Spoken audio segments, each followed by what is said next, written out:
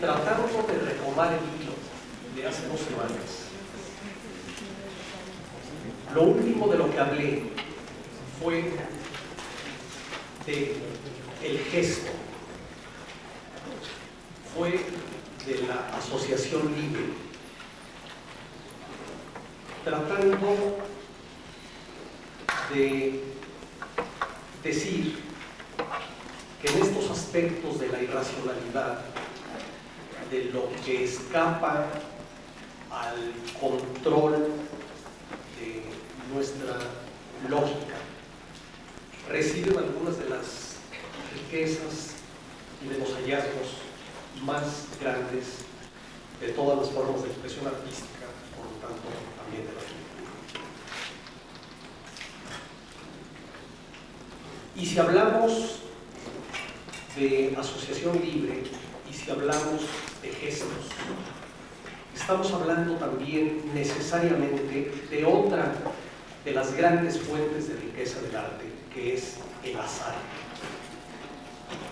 El azar, la casualidad, el hallazgo absolutamente imprevisto, es otra de las maravillas de la creación artística. Es una verdadera pena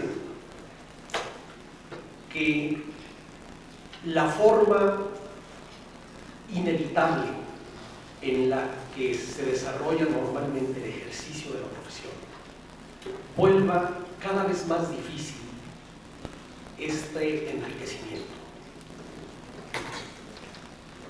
Y lo vuelve difícil en las 2 etapas en las que el azar podría producirse, que es, por un lado, la etapa de la composición, la etapa de la creación, que obviamente es el momento en el que, por disposición personal y por condiciones, digamos, de abstracción, este azar podría darse con mayor facilidad. Pero también vuelve difícil, quizá más, el otro momento, que es el de la construcción. En el momento de la construcción podrían darse una cantidad de casualidades afortunadas, una cantidad de azares que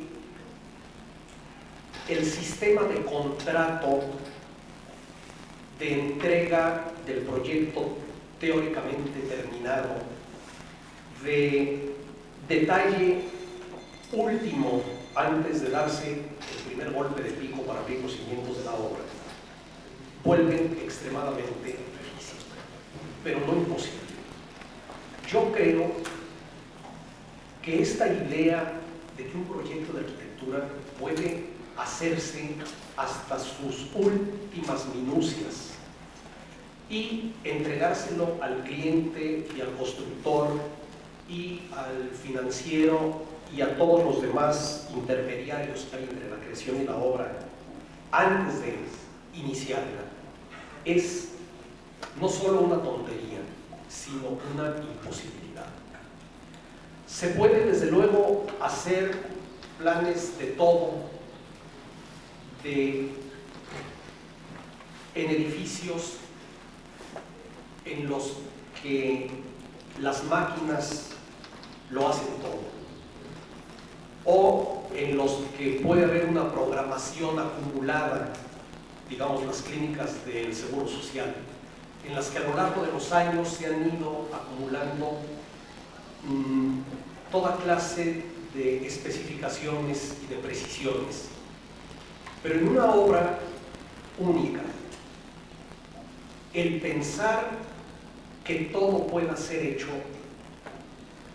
de esta manera,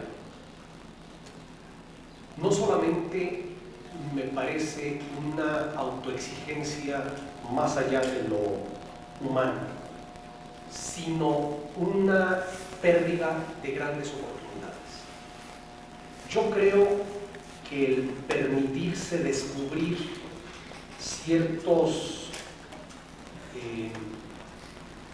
ciertas fuentes de inspiración del sitio, o ciertas cualidades de la mano de obra, o ciertos errores afortunados que se cometen y que resultan bien. Yo creo que el privarse de esto es realmente algo muy triste.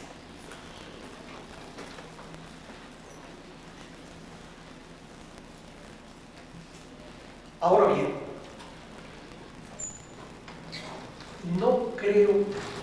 no entiendo, mejor dicho, que pueda haber creadores que no tengan un compromiso con la obra de otros creadores. Me parece incomprensible el que no haya en cada arquitecto una especie de luchador por la preservación del patrimonio cultural y del patrimonio natural. No puedo entender cómo alguien que vive en carne propia la grandeza de la creación, lo irrepetible de la obra de arte y, por extensión, lo irrepetible en mayor grado todavía de la fuente de todo arte, de toda estética, de toda moral, que es la naturaleza. No entiendo cómo pueden los arquitectos pasar de largo frente a la demolición de un edificio de valores patrimoniales sin detenerse a protestar. Yo creo que la creación tiene su contraparte en la preservación y creo que es extremadamente preocupante. Yo creo que mueve a muchas dudas ver que no haya este compromiso con la cultura, con la historia, con la creación.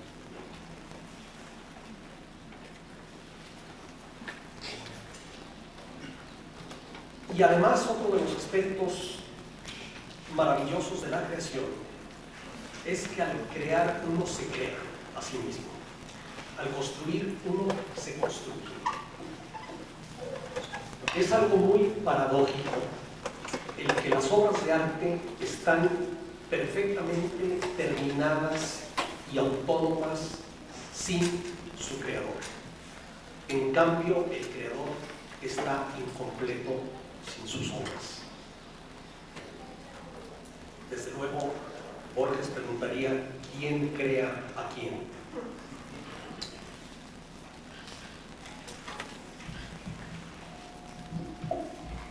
Una última cosa, hablando de la creación. El oficio. Comentaba el otro día que uno con el tiempo aprende a convocar a las musas, aprende cuál es su manera personal de convocarlas y cómo el proceso de creación puede acelerarse, puede acortarse, puede volverse un poco menos imprevisible. Eso es en parte el oficio, pero el oficio es muchas otras cosas. Si cualquiera de nosotros queremos pintar el techo de un cuarto con una brocha gorda y un bote de pintura, nos vamos a chorrear la cara, vamos a hacer un cochinero en el suelo. En cambio, el maestro pintor lo hace con una limpieza y con una facilidad aparente, que es justamente a lo que llamamos oficio. En el caso de los arquitectos, el oficio es, por un lado, este proceso de creación al que me refería hace un instante, pero también es muchas otras cosas. Hay un oficio en entender el comportamiento de los materiales y de las estructuras de los sistemas de construcción. Hay un oficio en el manejo de la luz, hay un oficio en el manejo de los espacios.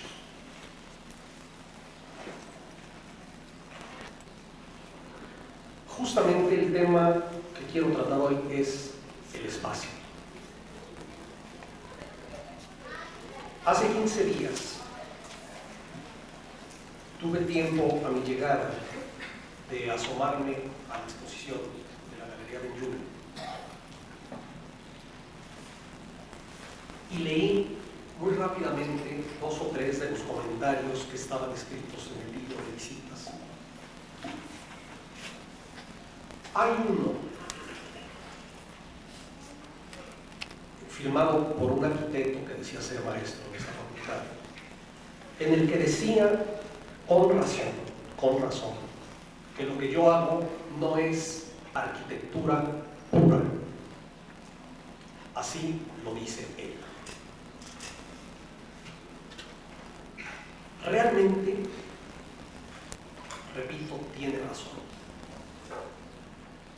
La pureza es un concepto que no tiene nada que ver con la cultura. La pureza es un asunto de lecherías y de farmacias. Ahora que venía para acá, venía oyendo en Radio Universidad a un grupo de rock de Los Ángeles de finales de los 60,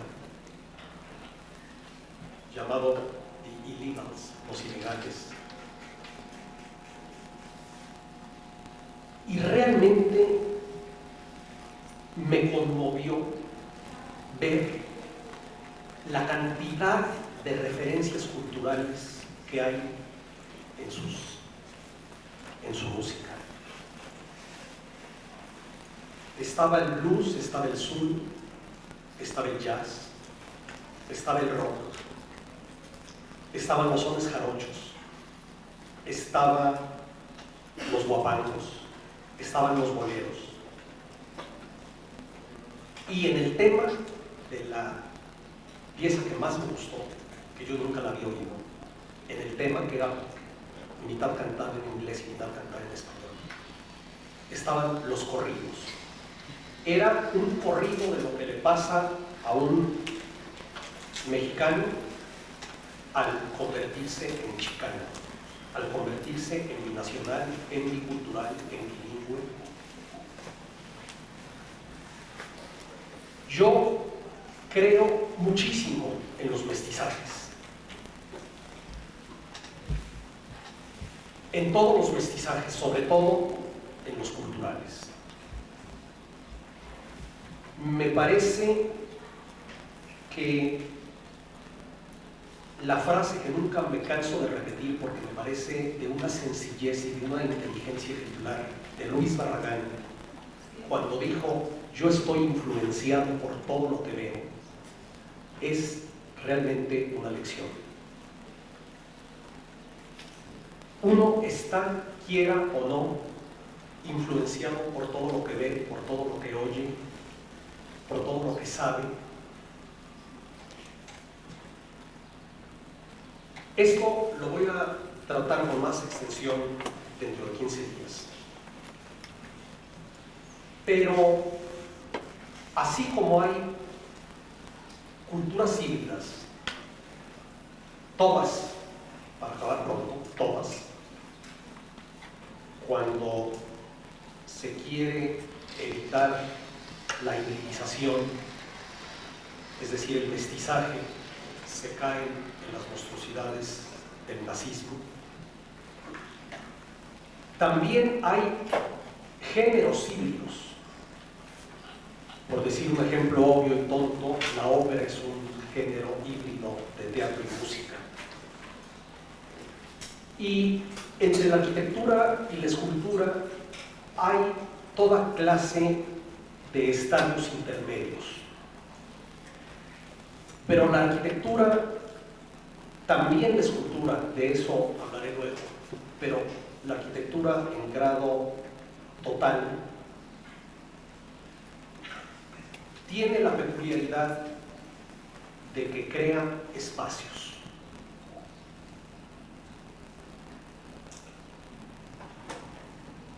De tal manera que mi trabajo que evidentemente se enriquece con los aportes de otras artes, por lo menos eso pretende. Es arquitectura porque crea espacios útiles, espacios para una finalidad determinada. Toda la vida hemos oído en las escuelas que el espacio es la esencia de la arquitectura. Sin embargo, se nos enseña en las propias escuelas a crear geometrales y formas. Y no sabemos de qué manera esos geometrales y esas formas van a repercutir en un espacio. Es más, muchas veces no acabamos de saber si el mentado espacio es una tomadura de pelo o es algo real, tangible. Hace muchos años tuve la suerte, muchos, 35, 34, tuve la fortuna de conocer la Basílica de Santa Sofía en Estambul. Para mí fue como la revelación que tantas veces he mencionado aquí. Allí entendí que el espacio existe. Allí entendí que el espacio existe como una especie de reverberación del edificio, no como el edificio en sí. Una vez entro al terreno del inefable, una vez más entro a terrenos que no puedo explicar con claridad, que no puedo explicarme con claridad.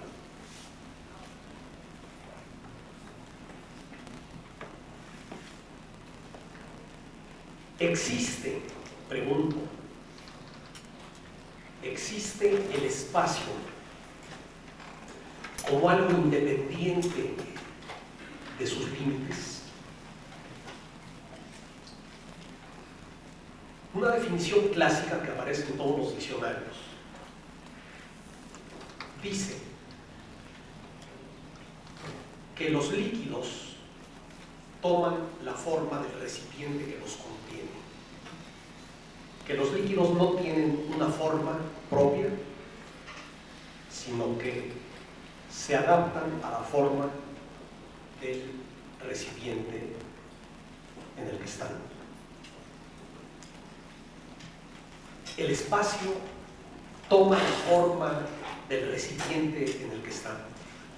Es decir, el espacio toma la forma de las paredes, los techos y los pisos que lo encierran. Quisiera dar un pequeño ejemplo. Creo que hay dos tipos de espacio. Uno es el espacio confinado, que es del que estoy hablando. Pero también existe otro espacio vago que no se puede medir, que es el espacio general. Todo cuerpo sólido, por el solo hecho de existir, genera un espacio. Genera un espacio que evidentemente lo percibe cada gente de una manera distinta, pero que más o menos puede sentirse, no con el cerebro, sino con otras partes de nuestra inteligencia.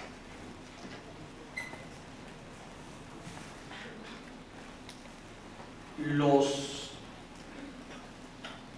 que organizan exposiciones de arte en galerías o museos usan el término respirar para las esculturas. La escultura debe tener un espacio para respirar. Es un espacio que de algún modo se relaciona con el tiro visual, con la distancia a la que se le puede ver, pero no nada más. es como un espacio inmanente. Es el espacio que todo cuerpo necesita para no verse oprimido por los que tiene cerca.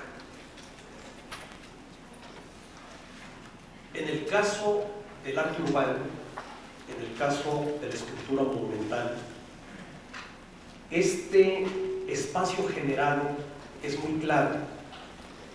Y vuelvo a repetir, todo espacio, todo cuerpo genera su espacio y a su vez es contenido por ese espacio. Es un proceso de ida y vuelta. Un árbol genera ese espacio.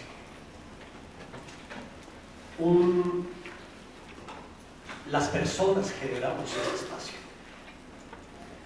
Y el hacinamiento tiene consecuencias gravísimas. Desde luego, los experimentos son absolutamente ilustradores. En el momento en que una población de animales, en una población de ratas de laboratorio, rebasa una cierta densidad de población, empiezan a presentarse actitudes agresivas que pueden llegar a ser de la mayor gravedad.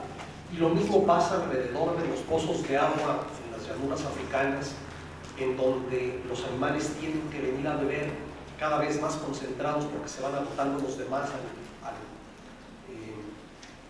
al ir entrando más y más en la temporada seca, y cómo los animales que al principio convivían en perfecta armonía desarrollan una agresividad fuera de control. Con los seres humanos pasa exactamente igual. No hay manera de pretender que la gente que viaja en los vagones del metro en horas pico tenga actitudes, digamos, civilizadas, sensatas, respetuosas. No hay manera. Es el propio hacinamiento el que genera la agresividad y la violencia y las actitudes antisociales.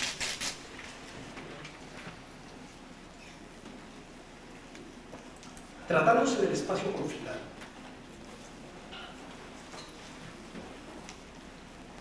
los propios muros actúan como generadores de ese espacio. Es decir, no es nada más un objeto que ponemos en el centro de una habitación el que genera el espacio, sino que los propios muros necesitan esa respiración. Cuando se da, cuando hay un equilibrio entre la dimensión del espacio y las necesidades del envolvente para respirar, entonces el espacio funciona bien. Funciona en el sentido creativo, no en el sentido práctico. Cuando no sucede así, el espacio o se va o aplasta. Y desde luego, para que los muros respiren, ese aire que necesitan es completamente distinto dependiendo de la condición del muro. Un muro de textura pulida necesita menos aire que uno de textura rugosa. Uno de color blanco necesita menos aire que uno de color intenso. A distinto material, distinta necesidad de respiración del muro. Al cambiar el color, el material y la textura del envolvente, se modifica enteramente el espacio. Esto es una cosa que Luis Barragán, que será un ejemplo al que recurriré innumerables veces a lo largo de estas pláticas, que Luis Barragán supo manejar de una manera que no es exagerado calificar de genial. Es verdad que Luis Barragán empezó a usar los colores que ahora identificamos como barraganianos hasta después de su encuentro con Chucho Reyes Ferreira allá en la Ciudad de México. De allí que algunas gentes repitan que Luis aprendió los colores de Chucho.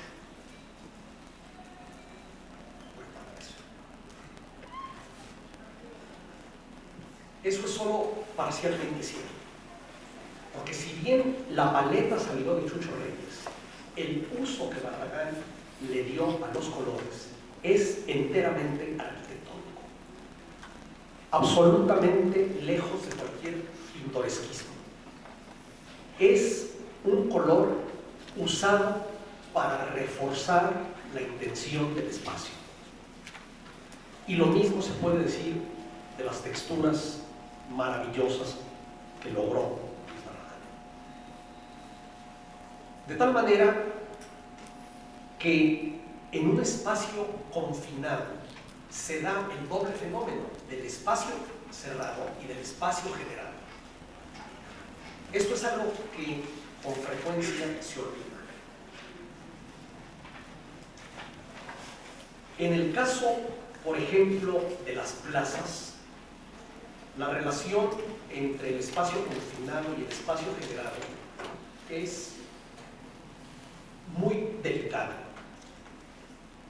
Un delimitante demasiado bajo en relación con la superficie de la plaza hace que el espacio prácticamente no exista, que el espacio se vaya. Una relación inversa de delimitantes demasiado altos para la superficie produce esta paradoja que fue tan usada por la generación de Barragán, no solo por él, de los espacios abiertos que son cerrados. La azotea de la casa de Luis Barragán es un espacio cerrado. No tiene techo, pero no es un espacio abierto. Entre paréntesis, esta azotea tan fotografiada, y que es obviamente una lección del Corbusier de volver habitables las azoteas, es un espacio que a mí en lo personal no me gusta. El encontrar en las plazas esta relación adecuada entre la superficie y el límite es lo que hace a los grandes espacios abiertos del mundo. Entre ellos, para mí, sin duda alguna, el Zócalo de la Ciudad de México, que me parece un prodigioso espacio abierto. Pero vuelvo a la pregunta de hace rato. El espacio es su contenedor. Yo creo que en principio sí.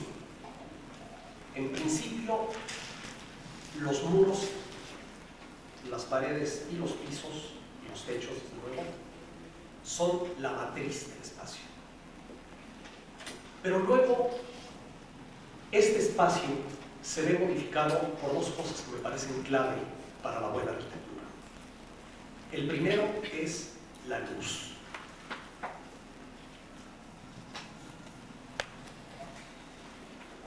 Es muy extraño el que le hagamos tan poco caso a la luz.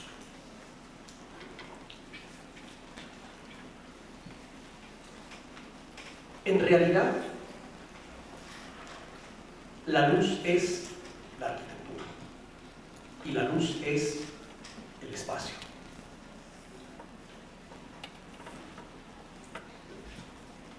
Gaudí, que escribió más de lo que generalmente se cree, hacía mucho hincapié en las virtudes que él veía en la luz del Mediterráneo. Parece que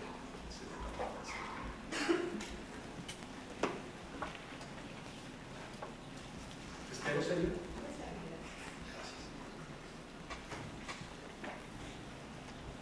Gaudí decía que una luz demasiado vertical, como la que existe en los países nórdicos, no producía sombras, y que una luz demasiado horizontal, como la que existía en los países tropicales, tampoco. Para él, la luz con una inclinación intermedia como la del Mediterráneo, era la que hacía vivir los volúmenes, la que hacía que la arquitectura tuviera una sustancia mucho más fuerte. Realmente yo creo que exageraba. Yo creo que en ese caso estaríamos en mejores condiciones de luz nosotros, que estamos realmente a medio camino entre el Ecuador y las regiones polares. Creo que nuestra luz es mucho más rica, no por su intensidad, sino por el ángulo de incidencia justamente. Y desde luego esta luz varía, cosa que rara vez nos acordamos, en las épocas del año y en las diferentes orientaciones.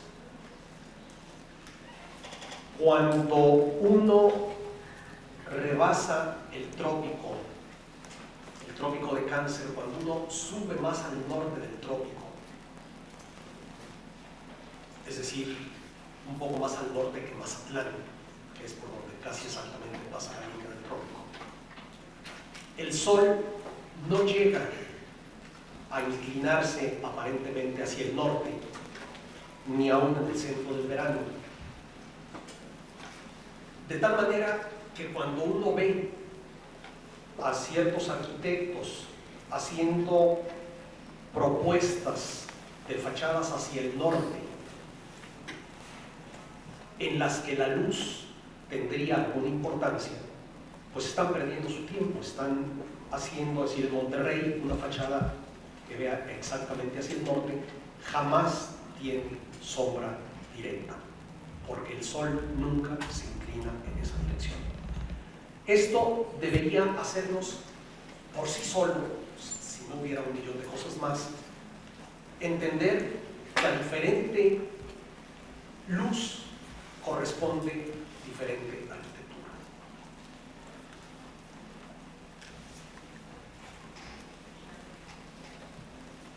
Cuando participé en el proyecto que no gané, cuando participé en el concurso que no gané, para el proyecto de la Embajada de México en Berlín, una de las cosas que me preocuparon y que investigué fue justamente el ángulo de la luz. El día del solsticio de invierno, el 21 de diciembre, el sol en Berlín solo levanta 13 grados del horizonte. Y aún en pleno verano, la luz siempre es muy horizontal. De tal manera que cualquier solución basada en luces y sombras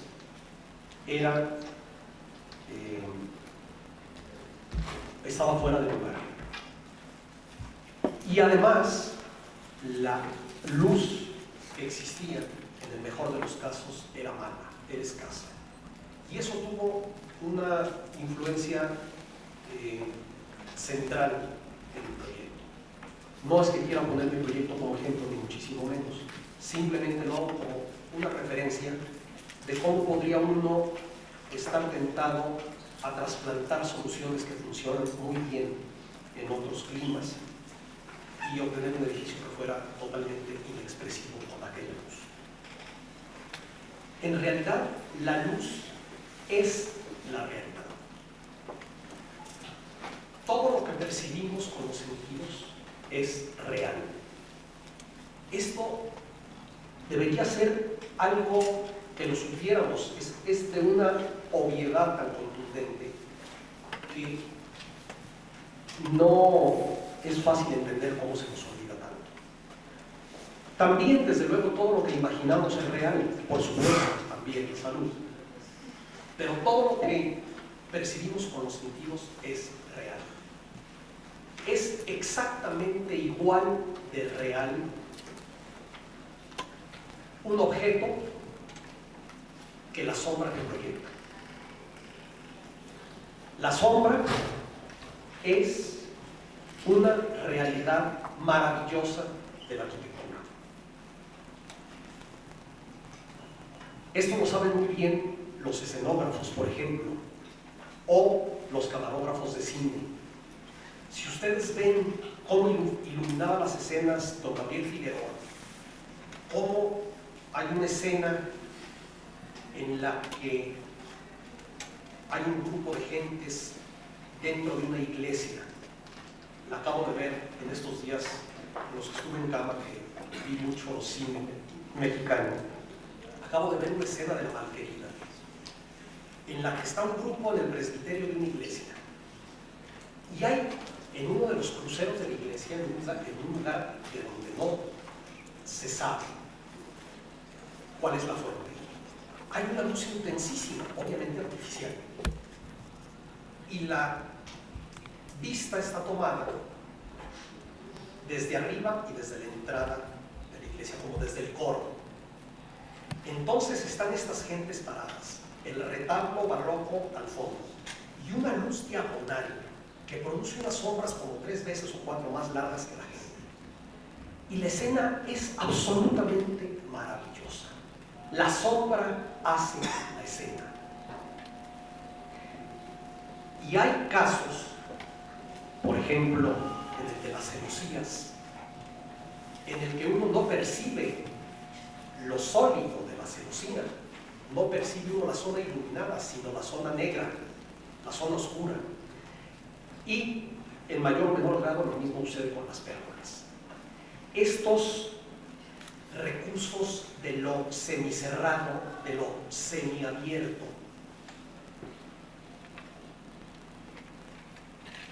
tan usados en nuestra arquitectura tradicional y tan ricos en posibilidades. Es muy curioso.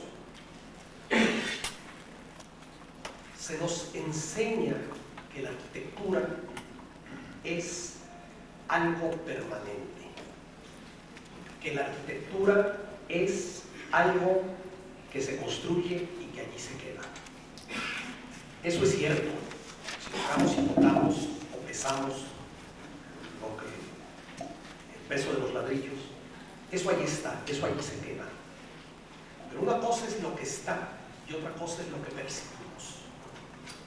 Y la percepción de la arquitectura es siempre inevitablemente efímera. La arquitectura lidia con percepciones transitorias, muchísimo más que la pintura o que la escultura. La percepción de la arquitectura es algo tan cambiante, tan efímero como la de la música. Pero de eso voy a hablar después.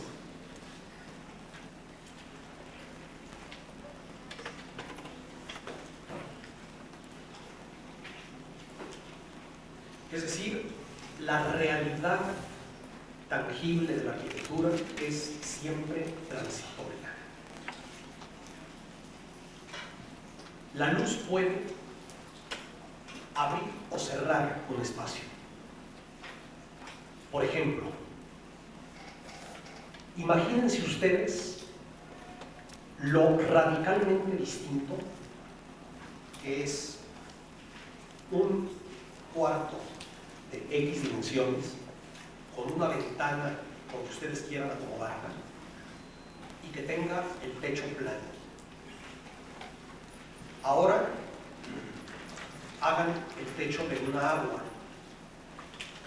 Ahora háganlo de 2 y luego de 4. En realidad lo que va cambiando es la luz.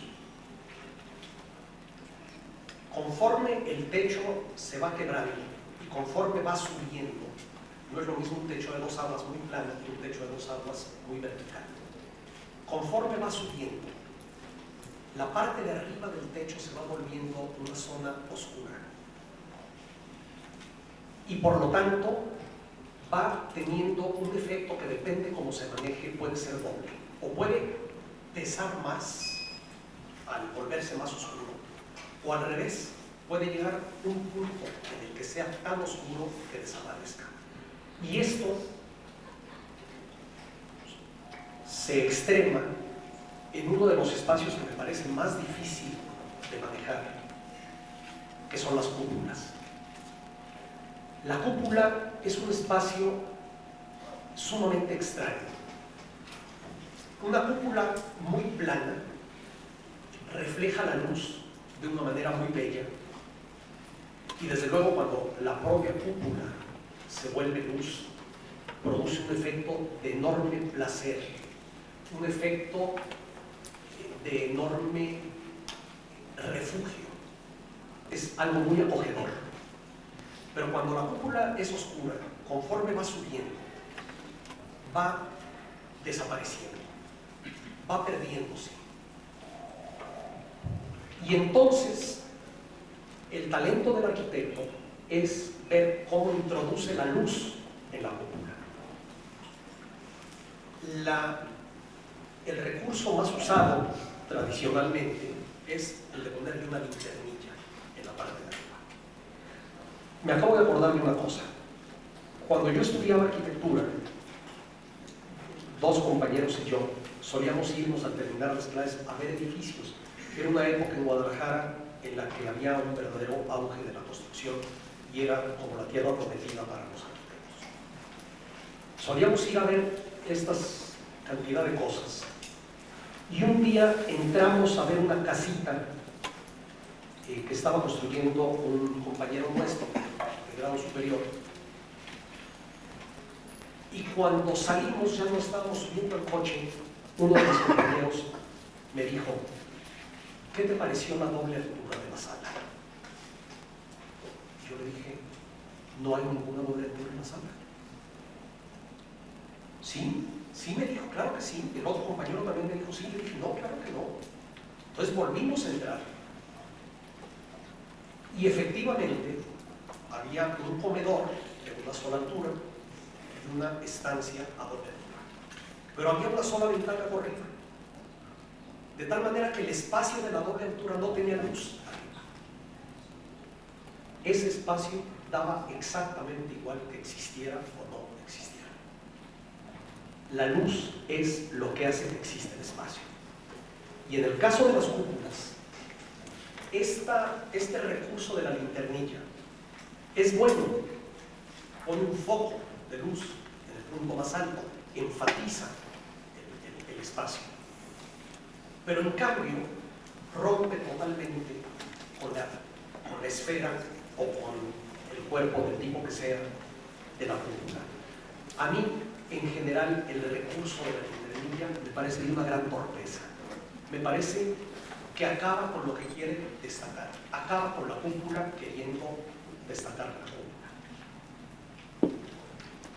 En cambio, otras soluciones, desde luego, por ejemplo, la de levantar la cúpula sobre un tambor que tenga ventanas, pueden ser muy buenas. Y aquí quisiera, yo no sé si vaya a haber tiempo en estas pláticas de platicar un poco acerca de este fenómeno heroico que se desarrolló en México a lo largo de varias décadas y que tuvo en la ciudad universitaria uno de sus puntos culminantes, que fue la integración plástica. Esta voluntad de que la arquitectura se viera enriquecida y complementada por sus artes aliadas, la pintura y en menor grado la escultura. Es curioso que en menor grado la escultura, cuando uno pensaría que sería un arte más afín a la arquitectura, pero en fin. Es muy interesante ver cómo los tres pintores prototípicos de este movimiento, los tres muralistas, Rivera, Siqueiros y Orozco, se relacionaban con el espacio. Diego Rivera, un gran pintor desde mi punto de vista, simplemente era ciego al espacio, no lo tomaba en cuenta. Sus murales eran grandes cuadros que podían estar en este lugar o en otro y poco cambiaba para ellos o para el edificio. Realmente, por ejemplo, la escalera del Palacio Nacional, una de sus obras clásicas, hay una serie de planos muy rudimentarios, muy primitivos, lo cual no le quita ante mis ojos valor como pintura. Simplemente estoy hablando de la relación entre la pintura y el espacio arquitectónico. Hay una serie de planos, una serie de horizontes en donde grupos de gentes se mueven y el espacio se queda tan tieso, tan inmóvil como al principio. El ejemplo opuesto es Siquelius, que quería convertir la arquitectura en una especie de interior de un cascarón de huevo, en el que la pintura abarcara todo sin solución de continuidad, en el que hubiera un continuo total que en el caso fallidicisísimo del Poliforo abarca incluso el piso. La pintura se extiende hasta el piso. La idea era que uno entrara en una especie de espacio vertiginoso en el que, como los tornados de la película, uno fuera arrastrado, envuelto, totalmente absorbido por la pintura. En ese caso, el espacio arquitectónico desaparecía enteramente. No era aprovechado, no era ni siquiera respetado. Entre estos dos extremos, José Clemente Orozco, que es desde mi punto de vista uno de los grandes de la humanidad, creo que es sin duda nuestro más grande artista desde los escultores de la Guadalquivir. José Clemente Orozco tenía una sabiduría para entender el espacio arquitectónico realmente asombrosa. Hay dos, bueno, no debemos olvidar que en algún momento de su vida, tempranamente, Clemente Orozco quiso ser arquitecto. Hay dos ejemplos de esta sabiduría insuperables. Uno, los 12 de Guadalajara. Uno, el gran retrato de Miguel Hidalgo en la escalera del Palacio de Gobierno de Jalisco. No solo es un retrato prodigioso, no solamente los muros laterales que lo enmarcan son absolutamente magistrales, sino que allí existía una continuidad entre la pared del fondo y el techo. Eso existía, como decían los antiguos, de fábrica. Era parte del edificio original. No fue un truco al que se haya recurrido de hacer una curva con yeso o cosas por el estilo. Entonces Orozco, al encontrarse con este muro que se doblaba en una semibóveda sobre la escalera, crea un pedestal de figuras en blanco y negro y luego lanza la figura heroica del cura Hidalgo, justamente ligando todo el espacio y convirtiendo la observación del mural en un evento absolutamente espacial. Uno tiene que moverse para entender la totalidad de la pintura.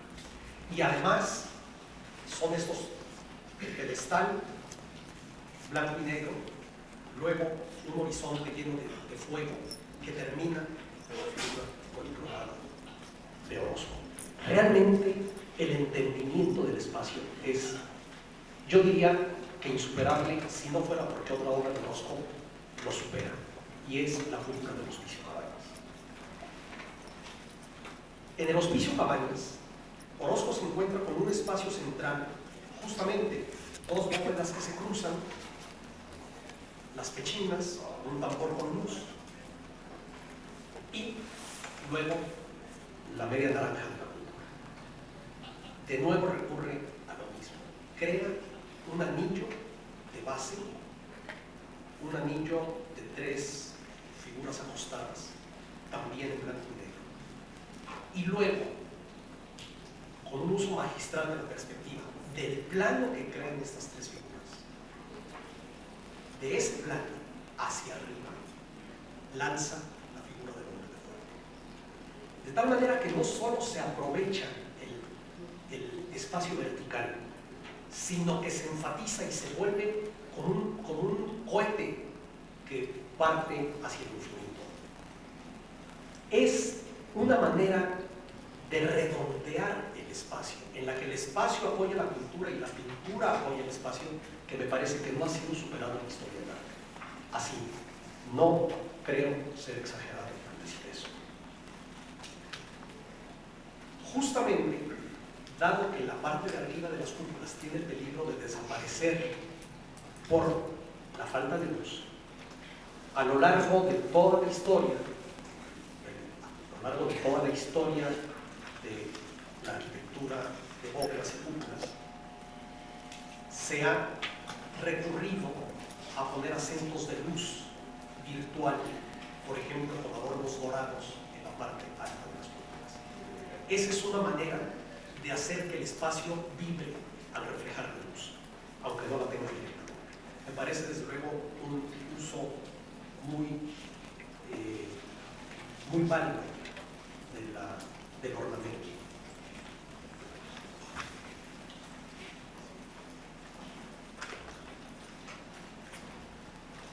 Para vergüenza nuestra, no hemos sido los arquitectos los que hemos explorado a mayor profundidad la luz. Han sido en este siglo los pintores. Hay en este sentido hallazgos que debieran ser aprovechados por la arquitectura. Por ejemplo, Luis Tomaselo, uno de los miembros del grupo de investigación del arte visual, encontró cosas tan simples como esta. Si él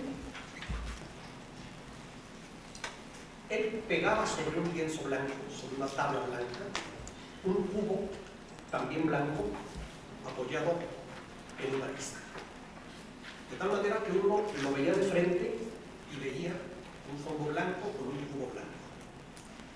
Pero las dos caras del cubo apoyado en la arista, las dos caras que uno no ve de frente, las que quedan enfrente del cuadro de fondo, las pintaba con un color reflejante, naranja generalmente, azul en otras ocasiones. Y hacía una serie de composiciones sobre el muro con estos cubos. Uno veía todo blanco, pero el color naranja o azul reflejado en el fondo aparecía como un halo, con un color absolutamente fantasmal, que cambiaba. Si uno lo veía con poca luz, todo era blanco. Conforme va aumentando la intensidad de la luz, va aumentando el reflejo. El halo, el fantasma de color, se va haciendo cada vez más fuerte. Y cuando la luz pasa al otro lado del muro, por ejemplo, suponiendo que eso pudiera ser cierto, ese reflejo, ese halo, desaparecía por completo. Que además jugaba el color reflejado con la sombra proyectada por los cubos. Esos cuadros de Tomaselo son realmente un espectáculo visual. O bien, algunos pintores estadounidenses que trabajaban con tubos de neón hacían cosas de una simpleza y de una magia verdaderamente increíbles. Por ejemplo, en una esquina de un cuarto ponían una mampara, un simple pedazo de triplay, por ejemplo, con una ventana resacada. Y en el lugar en el que esta mampara se unía al muro de un lado, ponían un tubo de neón azul. Y en la otra esquina, que uno no los ve, y en la otra esquina, un tubo de neón rojo, por ejemplo. Lo interesante es que uno veía el color en el lado opuesto en el que era producido. Donde la luz estaba rasante, no pintaba al muro, sino que pintaba a la pared de enfrente. No sé si me estoy explicando. Y viceversa, el que estaba de este lado pegado a su propio muro, iluminaba con su color el lado contrario. Y los lugares en donde esto se cruzaba eran maravillosos, igual que en otras obras de Tomasello, en el que, por ejemplo, había partes hundidas en el cuadro y todo pintado de negro, y era todo pintado del mismo negro, y el primer plano iluminado se ve enteramente distinto que el fondo de las partes hundidas. Tomasello decía: es el negro más negro o el blanco más blanco.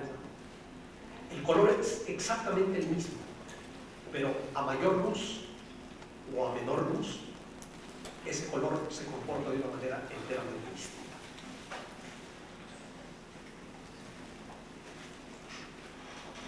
El arte cinético debía ser un arte que todos los arquitectos exploráramos y conociéramos. Tiene una cantidad de lecciones como las de Mondrian que deberían tener muchísimo más aplicaciones en la arquitectura que en la pintura. En la naturaleza, la luz siempre, en mayor o menor grado, la luz siempre viene de arriba. El que en un cuarto la luz venga de arriba es la forma más boba de apelar a lo sobrenatural. La mayor parte de la gente que construye iglesias quiere que la luz llegue de arriba, como si fuera la aparición del Espíritu Santo. En una ocasión oí decir a un arquitecto muy importante en este país que no existe buena arquitectura religiosa con techos planos. Y yo pensé, él no conoce la capilla de las Capuchinas de Luis Barragán. El espacio de las Capuchinas me parece quizás el mejor espacio confinado que ha producido la arquitectura mexicana en todos los tiempos, y uno de los grandes espacios en la historia de la arquitectura de cualquier parte del mundo. Es un espacio tan absolutamente indescriptible, una solución tan simple.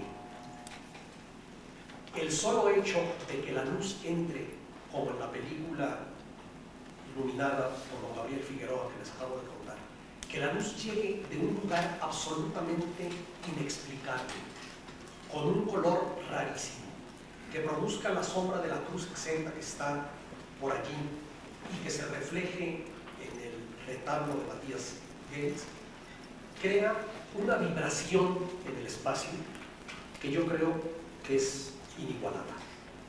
Realmente es la transfiguración que la luz es capaz de hacer.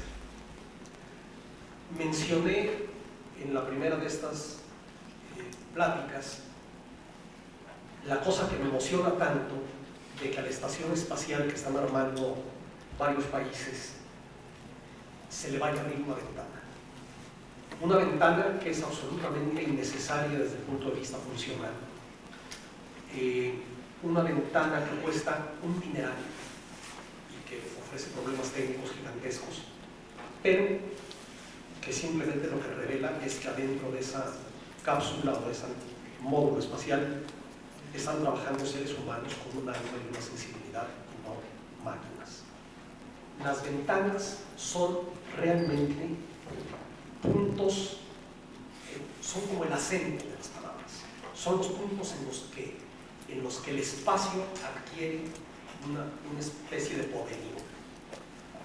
No es una casualidad, y lo mismo se puede decir de las puertas, no es una casualidad que los asirios y los egipcios hayan puesto figuras tutelares al centro, rodeando las ventanas. Es realmente el lugar de la transgresión, el lugar del cambio, del entrar o salir. El entrar o salir es un acto radical, es un acto en el que todo se transfigura. Y desde ese punto de vista, y les voy a parecer muy bruto de decir lo que les voy a decir, no sé si ustedes se han dado cuenta del descubrimiento prodigioso que son la hoja de las puertas, o las cortinas, o las persianas.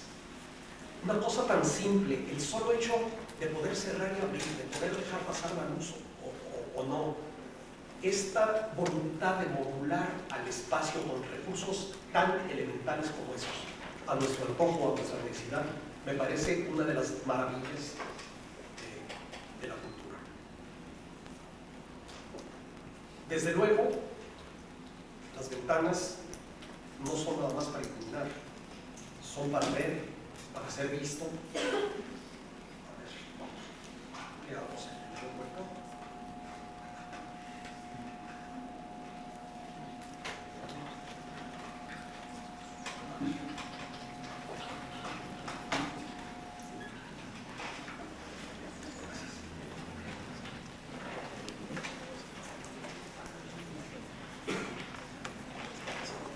Y lo mismo se puede decir con las texturas. En un envolvente liso, la luz se resbala. En un envolvente rugoso, la luz se atora. El efecto espacial es totalmente otro. Y lo mismo se puede decir cuando las aristas se redondean o cuando son agudas. La forma en la que la luz se mueve en el espacio y por lo tanto el espacio es otra. Otra vertiente de la luz, el reflejo.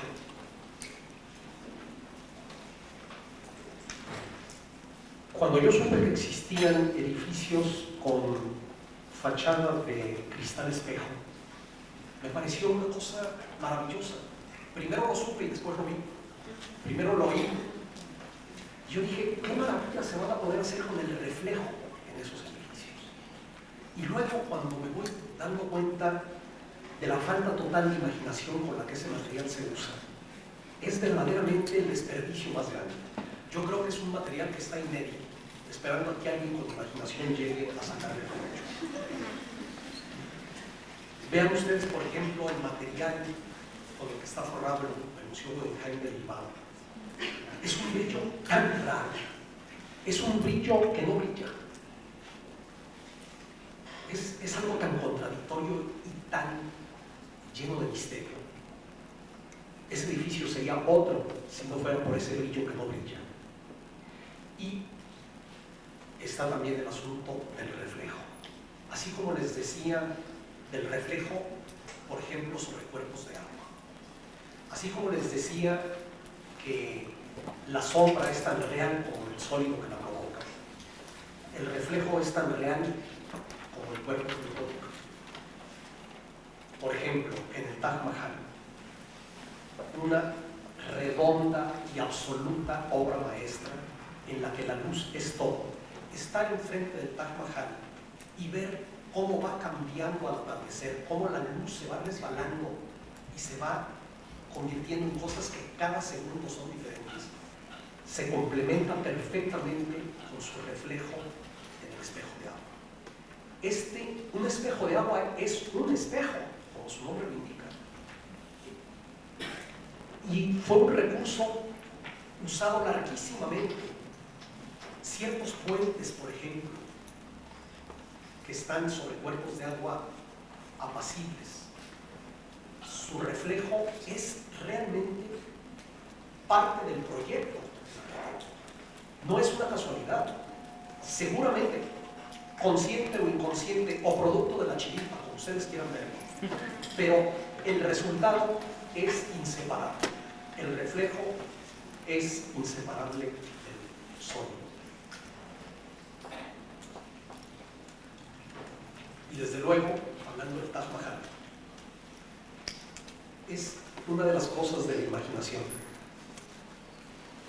No sé si ustedes han oído, el Taj Mahal está hecho enteramente de mármol blanco y está en una orilla de fue hecho como tumba para la amada de un rey mogol, el cual planeaba levantar un edificio exactamente igual al otro lado del río, frente a frente, construido enteramente de mármol negro, para que fuera su propia tumba.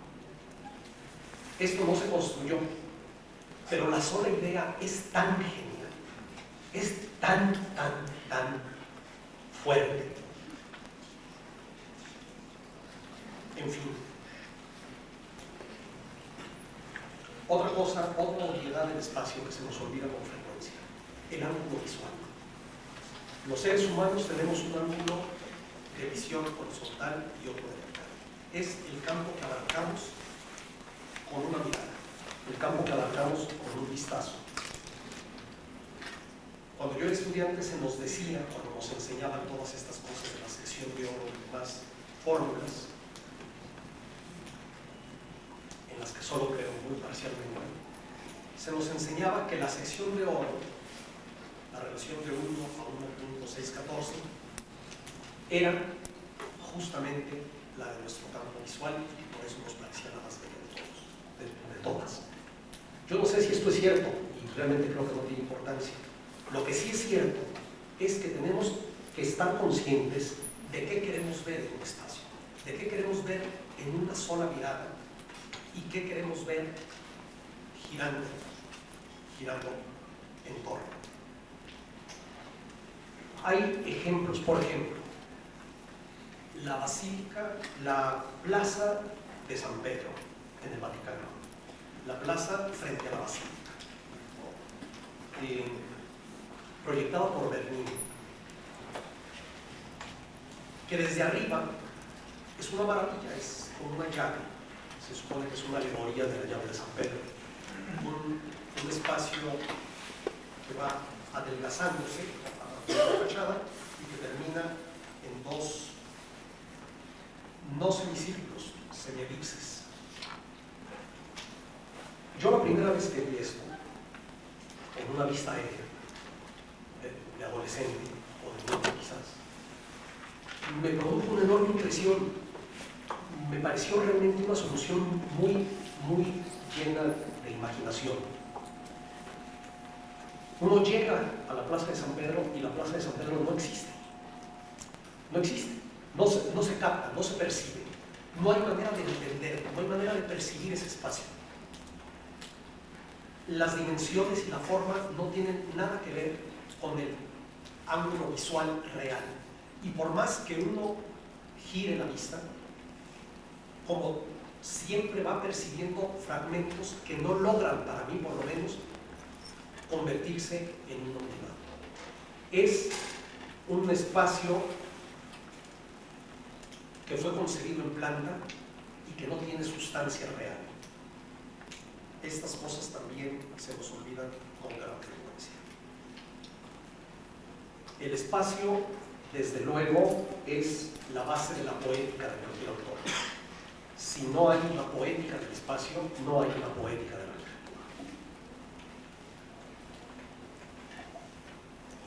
Ahora bien, el espacio en arquitectura se hace para albergar una función, pero no es un espacio que permita hacer una función, sino debe ser un espacio activo que compela, que mueva a ejercerla. Eso es, entre otras cosas, el espacio expresivo, el espacio elocuente, el espacio actuante.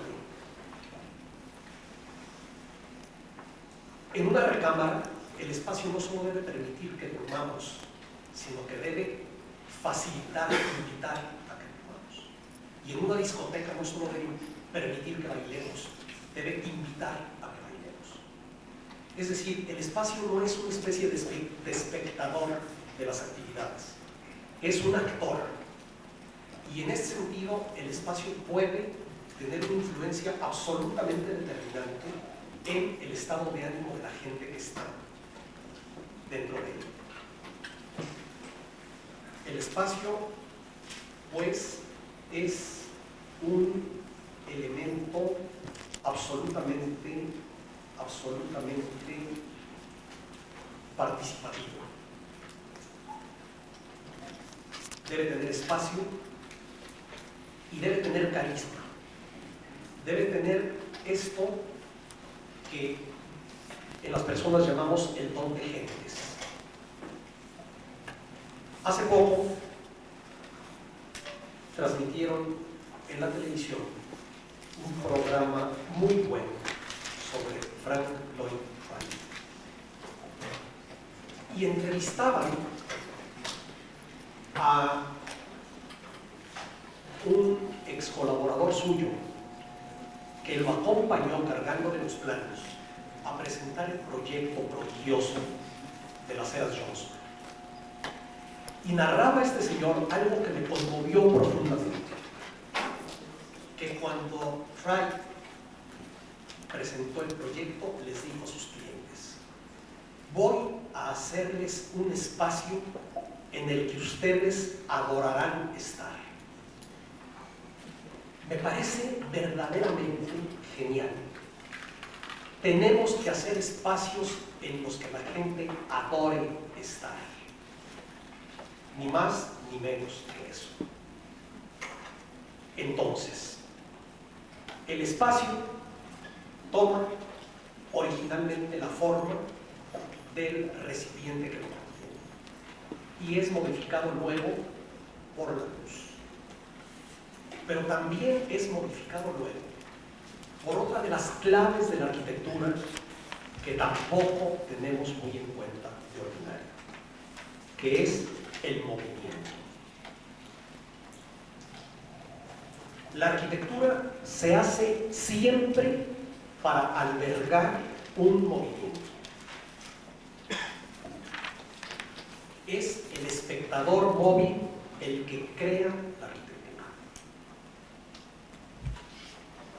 Solo cuando uno recorre un edificio, cuando camina por los pasillos, cuando sube las escaleras y se asoma por la ventana, solo entonces se entiende las posibilidades expresivas del espacio y de la luz. Y solo entonces se sabe lo que ese edificio es.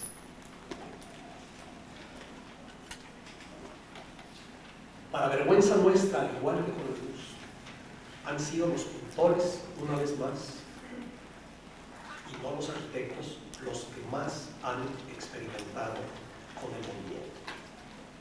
Este grupo pionero del grupo de investigación del arte visual de París, un poco los hijos de Vasarely, que se agrupaban en la galería de Denis René y que tenían esta fascinación por el movimiento y por la luz.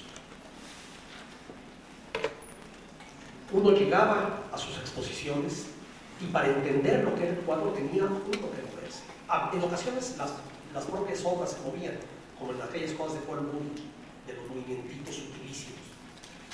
En otras había, por ejemplo, en la Olimpiada Cultural, tal vez algunos de los que estén aquí recuerden, vino una exposición de Julio Leparc, otro de los grandes de ese movimiento, en el que había, por ejemplo, bandas de aluminio que se movían y que creaban una serie de reflejos móviles sobre un fondo o sobre un espacio.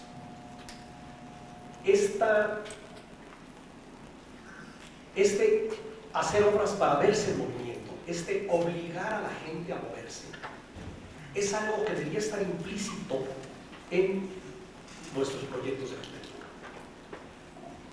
Da exactamente lo mismo que sea un espectador interno o externo, es decir, de la arquitectura o del urbanismo, siempre nos estamos moviendo. Y la obra se está transfigurando conforme nuestro ángulo visual debería estarse transfigurando. Por ejemplo, yo tengo mucho respeto, no admiración, pero tengo mucho respeto por la estética de los prismas puros de cristal. Pero no deja de parecerme un desperdicio, además de otras cosas que tal vez sería comentar. No deja de parecerme un desperdicio el que cuando se mueve el punto de vista del espectador, nada cambia en el edificio. Nada. ni cambia la sombra, ni cambia la perspectiva, ni cambia la luz. En cambio, por ejemplo, en estas cosas que Le Corbusier usó con tanta inteligencia de los parteluces y que luego tuvo su gran desarrollo en Brasil, que uno ve una fachada de frente y ve los cristales, uno ve una fachada de lado y el cuerpo se cierra. Por ejemplo, esto es algo muy bien logrado en lo que fue el Hotel Camino Real de Ixtapa que hizo Ricardo de Urreta. Ahora ya no es Camino Real, pero sigue siendo un hotel que es muy interesante. Es aquel edificio, no sé si lo recuerdan, que está como embarrado al luz del cerro, en el que es un edificio totalmente de ventana, 100% ventana. Todo lo que ve al mar es ventana. Y sin embargo, conforme va uno moviéndose, el edificio se va cerrando hasta que en cierto punto parece algo totalmente hermético. Este tipo de aprovechamiento del movimiento del espectador, este tipo de aprovechamiento de la luz, es algo inherente a la arquitectura a la que no le hemos sacado el jugo.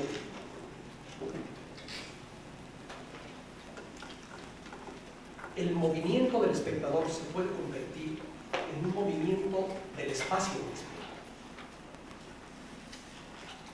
Esto que tanto se menciona de la fluidez espacial como contraparte del espacio estático, y que tuvo quizás su punto culminante en nuestro siglo en las obras tempranas de Mies van der Rohe. Por ejemplo, entra uno al pabellón de Barcelona, quizás el edificio más perfecto del siglo XX, y además, como ya dije, un edificio del que la perfección no excluye la emoción. Y uno ve cómo los muros emplazados con un genio increíble actúan como cuchillas, con cuchillas que mueven el espacio, y que conforme uno lo va recorriendo, ese espacio se va haciendo para adelante o atrás, algo parecido a lo que sucede con las torres de satélite, entre paréntesis, que uno va caminando y uno siente cómo unas se adelantan y otras se atrasan cuando uno va hacia Querétaro. En sentido contrario es totalmente otra cosa, mucho menos interesante. Pero este movimiento virtual creado por el movimiento real del espectador es una cosa maravillosa. Otro concepto totalmente distinto de la fluidez espacial lo encontramos en la casa de Luis Barragán, en donde hay una sucesión de espacios estrechos y espacios amplios, de espacios bajos y espacios altos, de espacios cerrados y espacios que se expanden, de espacios en penumbra y espacios iluminados. Luis Barragán entendió perfectamente que la arquitectura es un recorrido, que la arquitectura es una sucesión. Y todas estas ideas del rincón, del recodo, son alicientes para este movimiento, son descubrimientos en las distintas etapas del recorrido. Este entender la arquitectura como un recorrido es algo que debemos aprender. Y aquí me gustaría, bueno, y desde luego el urbanismo, otro tanto, por supuesto, de eso hablaré en otro momento. Yo quisiera decir que el espacio debe estar armado, no debe tener cabos sueltos. El espacio debe estar perfectamente acomodado en sus elementos constructivos y en su luz, de modo que si algo cambia en el espacio tenga que modificarse todo el resto. No dejar cabos sueltos en el espacio creo que es otra característica de las grandes obras de arquitectura.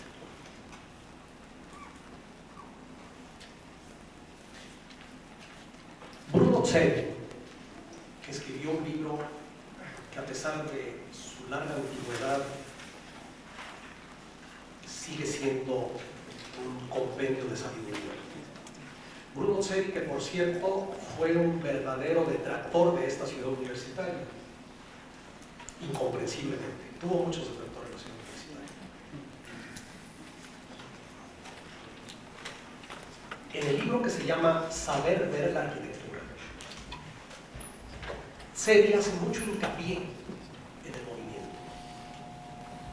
Hace hincapié en esta sucesión de imágenes como esencia de la función y de la expresividad de la arquitectura. Y dice, y esto fue hace 50 años, que las fotografías son siempre una traición a la arquitectura. Yo creo que tenía razón. Yo creo que pretender que la arquitectura pueda ser comprendida, transmitida, explicada, vivenciada mediante fotografías es tan absurdo como si cogiéramos los rollos de la película Lo que el viento se llevó, por decir algo, y viéramos contra la luz 4 o 5 cuadritos a lo largo de la película y dijéramos, ya vi la película.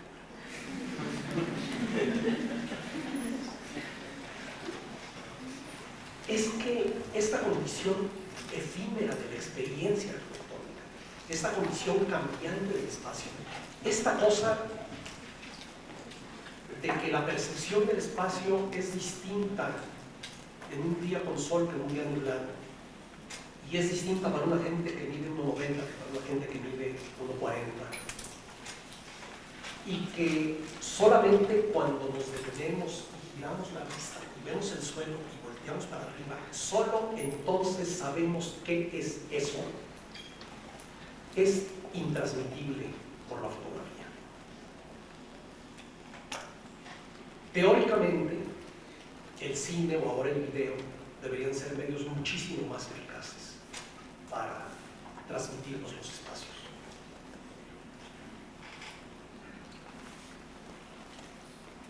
En la exposición de aquí abajo hay un video, una animación de proyectos no realizados.